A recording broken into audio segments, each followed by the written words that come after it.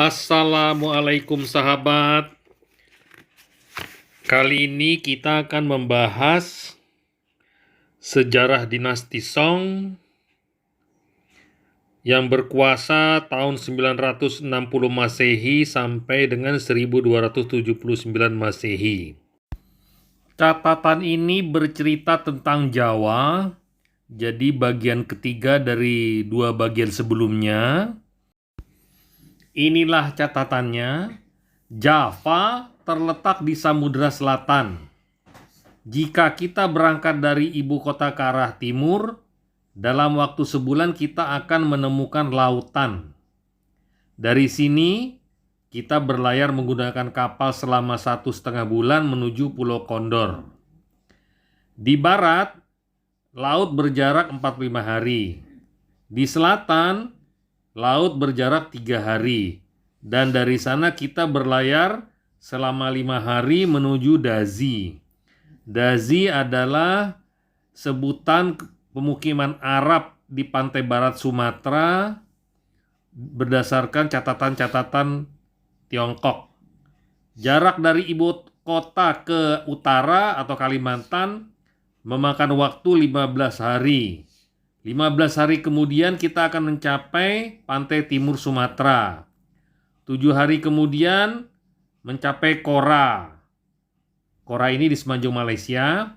Dan akhirnya 7 hari lagi menuju Cailiting, yaitu di sekitar Teluk Siam, yang terletak di jalan menuju tanah Jiaozi atau Annam bagian utara dan menuju Guangzhou. Negara ini cukup datar dan sesuai untuk bercocok tanam. Hasilnya beras, rami, dan kacang polong, tetapi tidak ada gandum.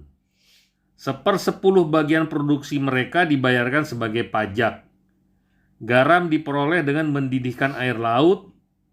Ikan, kura-kura, unggas, kambing, serta sapi dan kerbau tersedia dalam jumlah melimpah. Binatang ini bisa mereka sembelih untuk dimakan.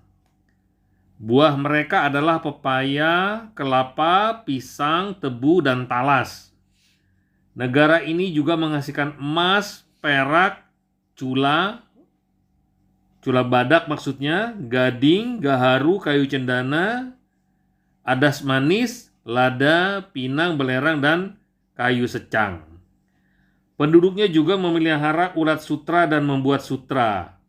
Mereka menenun sutra tipis, sutra kuning, dan kain yang terbuat dari katun. Jadi semua ini menceritakan suatu tempat di Pulau Jawa. Mereka membuat lembaran perak dan menggunakannya sebagai uang. Para petugas pengawas perdagangan mengambil 1 kian atau 1/10 tahil atau ons Tiongkok emas dari setiap 2/2/10 pikul padi. 1 pikul sama dengan 135 pon atau 100 kati. Rumah mereka indah dan hiasi dengan genting berwarna kuning dan hijau. Ketika para pedagang Tionghoa tiba di sana, mereka diterima sebagai tamu di dalam bangunan umum. Hidangan yang dimakan para tamu itu begitu bersih dan banyak. Negara ini tidak menghasilkan teh, tetapi mereka membuat arak atau tuak dari kelapa dan pohon palem lainnya. Arak itu sangat wangi dan bagus. Mereka tidak memiliki hukuman badan. Semua pelanggaran hukum dihukum dengan membayar denda berupa emas. Jumlah denda sesuai dengan jenis pelanggaran. Hanya perampok dan pencuri yang dihukum mati. Berikut catatan ini menceritakan penguasa yang mereka temui. Rambut raja disanggul di atas kepala. Dia mengenakan lonceng emas, jubah sutra, dan sepatu kulit. Raja duduk di atas balai-balai persegi. Para pejabat menghadapnya setiap hari. Sebelum meninggalkan raja, mereka memberi hormat sebanyak 3 kali. Jika raja pergi keluar, Dia mengendarai seekor gajah atau duduk di atas kereta kuda. Jadi pada masa itu masih terdapat gajah di Pulau Jawa. 500 sampai 700 prajurit akan mengiringinya. Jika para penduduk melihat raja, mereka akan berlutut hingga raja melewatinya. 3 putra raja adalah raja muda. Terdapat pula 4 pejabat yang disebut Luo Jilian yang mengelola urusan kenegaraan seperti para menteri di Tiongkok. Para pejabat ini tidak menerima gaji yang setiap bulan, tetapi mereka menerima hasil bumi atau semacamnya. Selanjutnya, terdapat 300 pegawai negeri yang dianggap setara dengan Xiucai atau sarjana rendah di Tiongkok. Para pegawai ini mencatat pemasukan dalam buku-buku catatan. Selain itu, terdapat 1.000 pegawai rendahan yang mengurusi tembok dan parit kota, perbendaharaan negara, lumbung pangan, dan para prajurit. Jenderal Angkatan Darat menerima 10 tahil atau ons Tiongkok emas atau antara 6 sampai 700 guilder, koin emas Belanda, setiap setengah tahun. Prajuritnya berjumlah 30.000 orang yang menerima pembayaran setengah tahun sekali menurut pangkatnya. Bukan kebiasaan setempat untuk menggunakan jasa comblang dalam menyelenggarakan pernikahan. Sejumlah emas diserahkan kepada keluarga mempelai wanita dan selanjutnya dia telah menikah. Pada bulan ke-5 mereka menaiki perahu untuk bersenang-senang. Pada bulan ke-10 mereka pergi ke pegunungan untuk menikmati liburan. Mereka memiliki kuda poni pegunungan yang bisa ditunggangi dengan baik. Sejumlah orang bepergian dengan tandu. Alat musik mereka adalah suling bambu, genderang, dan papan kayu. Mereka juga bisa menari. Penduduk membiarkan rambut mereka tergerai bebas, kain dilibatkan di dada, dan menggantung hingga di bawah lutut. Jika sakit, mereka tidak meminum obat, tetapi hanya berdoa kepada dewa dan Buddha. Mereka memiliki nama tetapi tidak memiliki nama keluarga. Dalam bahasa mereka, mutiara disebut mutiara, gading gajah disebut kara, dupa disebut kundun lulin, dan badak disebut dimi. Pada bulan ke-12 tahun 992 Masehi, raja mereka, Maharaja namanya, mengirimkan duta besar yang terdiri dari utusan pertama, utusan kedua, dan seorang asisten. Mereka pergi ke istana dan membawa upeti. Maksudnya, kerajaan di Jawa ini mengirimkan utusan ke Kekaisaran Tiongkok. Utusan pertama berkata, "Sekarang Tiongkok telah memiliki penguasa sah lagi. Negara kami datang untuk melaksanakan tugas membawakan upeti. Hadiah-hadiah yang dikirim sang raja terdiri dari gading, mutiara, sutra yang disulam dengan bunga dan emas, beraneka warna sutra, kayu cendana, beraneka warna benda-benda dari katun, tempurung penyu, wadah sirih, pedang pendek dengan gagang cula badak atau emas, tikar rotan, dan beraneka motif anyaman, burung kakak tua putih, serta sebuah pavilion kecil yang terbuat dari kayu cendana yang dihiasi berbagai benda berharga." Setelah berlayar selama 60 hari, mereka tiba di daerah Dinghai di Kepulauan Zhoushan. Dari sana pengawas perdagangan mengirimkan seorang utusan untuk memberitahu kaisar. Para utusan ini mengenakan pakaian yang mirip dengan pakaian orang Persia. Jadi ternyata orang Persia juga datang ke Kaisaran Tiongkok untuk berdagang, yang sebelumnya juga membawa upeti. Dengan bantuan seorang penerjemah, sang utusan mengatakan bahwa seorang Tionghoa bernama Jiangxi yang memiliki banyak kapal dan seorang saudagar besar sering datang ke negara mereka. Atas arahannya lah utusan ini datang ke istana dan membawa upeti. Dia juga mengatakan bahwa raja mereka disebut Ajimaraya. Para selir raja disebut Luojian Sapoli, dan di negara mereka terdapat sejumlah pejabat pemerintah. Dalam bahasa mereka, pengawas kapal disebut Bohe, dan permaisuri raja disebut Bohebini. Di dalam kapal mereka terdapat seorang perempuan atau sejumlah perempuan yang mereka panggil Meizu. Rambut wanita ini disanggul tetapi tidak menggunakan tusuk konde atau ornamen semacamnya. Tubuhnya sangat hitam ditutupi kain pribumi. Tidak ada yang mengerti apa perkataannya, dan dalam memberi salam dia seperti pria. Juga terdapat seorang anak yang mengenakan rantai emas dengan kunci di sekeliling lehernya.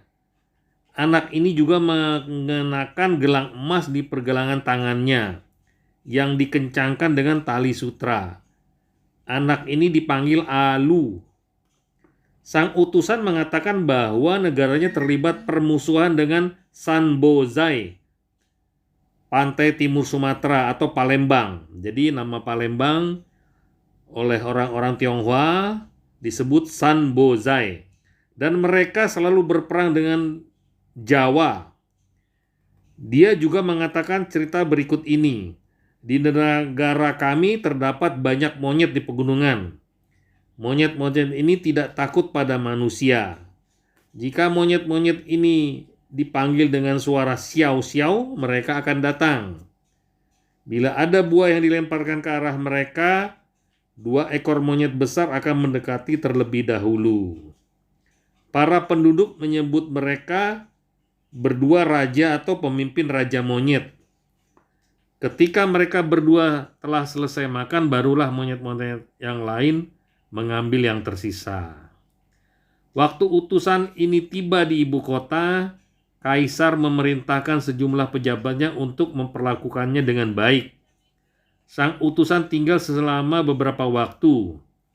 Saat dia meninggalkan ibu kota, sang utusan membawa hadiah berupa emas dan sutra dalam jumlah besar, serta kuda-kuda yang bagus dan persenjataan sesuai keinginannya.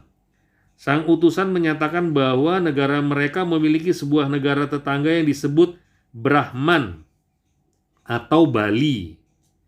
Negara tetangga ini memiliki kemampuan rahasia untuk mengetahui niat seseorang. Jika ada yang ingin menyerang mereka, niat itu sudah diketahui sebelumnya. Jadi, Bali itu pada zaman dahulu disebut Brahman. Pada bulan ke-6 tahun 1109, mereka mengirimkan sejumlah utusan untuk membawa upeti. Jadi datang lagi ke Kaisaran Tiongkok untuk membawa upeti. Kaisar memberi mereka penyambutan sebagaimana yang diberikan kepada Jiaozi atau Annam Utara. Pada tahun 1129, Kaisar mengaduhkan hadiah kepada negara-negara selatan. Penguasa Java mendapat gelar Raja Negara dan mendapatkan 2.400 rumah. Pada kenyataannya hanya 1.000 untuk mencukupi kehidupan atau kebutuhan hidup mungkin bagi para utusan yang dikirim sang raja. Pada tahun 1132, pemberian ini ditambah dengan 500 rumah yang pada kenyataannya hanya 200. Jadi ternyata Kekaisaran Tiongkok ini royal sekali. Penulis catatan di atas menunjukkan bahwa dia mengenal bentuk Pulau Jawa dan perkiraan jarak dan posisi negara-negara tetangga. Kesalahan fatal yang dilakukannya dengan berupaya menggabungkan negara-negara itu di sekeliling Jawa tidak mengalahkan orisinalitas narasinya. Kesalahan yang sama masih dilakukan orang Tionghoa masa kini, tahun penulisan artikel ini. Peta Tiongkok yang mereka buat menempatkan berbagai negara Eropa seperti sebuah pulau-pulau kecil di selatan dan timur. Haiguo Tuzi, sebuah karya yang terbit tahun 1844 dan mencantumkan peta Eropa yang benar berdasarkan sumber-sumber Eropa, masih mencantumkan peta historis Asia Tenggara dalam model yang lama. Contohnya Jawa dibagi menjadi 2 buah pulau terpisah. Orang Dazi atau Arab diletakkan sejauh 5 hari pelayaran dari pantai Jawa. Mereka tinggal di pantai barat Sumatera dan tidak terlalu jauh ke utara. Produk-produk yang disebutkan berasal dari negara ini jangan terlalu dipercaya apa adanya. Orang Tionghoa sebagai penguasa tidak pernah memastikan apakah barang-barang yang mereka temukan atau diberikan kepada mereka benar-benar merupakan produk negara yang bersangkutan. Informasi bahwa ulat sutra telah dipelihara orang Jawa perlu mendapat perhatian lebih lanjut. Cerita monyet-monyet yang memiliki pemimpin memang benar hingga saat ini. Mereka dapat ditemukan di tepi sebuah danau kecil yang bernama Banyu Biru di dekat Pasuruan. Penduduk biasa membawakan buah-buahan dan makanan lainnya. Mereka beranggapan jika makanan ini diterima akan menjadi pertanda baik. Monyet terkuat memperoleh posisi ini melalui pertarungan fisik yang brutal. Dia akan memakannya terlebih dahulu dan monyet lainnya akan duduk mengelilinginya. Ketika dia selesai makan, monyet yang lainnya akan memperebutkan makanan yang tersisa. Negara yang disebut Brahman telah diidentifikasi sebagai Bali. Nama ini terus digunakan oleh orang-orang Tionghoa pada masa selanjutnya. Pada waktu itu mereka masih menemukan penganut agama Hindu di sana pada saat orang Jawa telah memeluk agama Islam. Menarik untuk diingat bahwa pada tahun 992, ketika utusan itu mengunjungi Tiongkok, orang-orang Jawa juga telah menyebut pulau tersebut negara Brahman, maksudnya Bali. Sebagaimana ditunjukkan oleh tradisi dan monumen keagamaan, agama Hindu di Jawa telah banyak digantikan oleh agama Buddha. Tapi tradisi lama seperti tahayul masih tetap tertinggal. Bagaimanapun juga selama ratusan tahun Hindu telah menjadi penuntun spiritual kehidupan mereka. Informasi mengenai posisi ibu kota sangat sedikit. Hanya dikatakan bahwa ibu kota terletak di tengah-tengah pulau, sedikit ke arah barat. Hal ini sesuai dengan tradisi yang menyatakan bahwa ibu kota pada saat itu terletak di wilayah yang sekarang dikenal dengan nama Banyumas. Dari catatan Tiongkok ini kita tinggal mencocokkan dengan data historis kita. Kerajaan apa pada masa itu? Demikian sahabat, sampai berjumpa di video selanjutnya.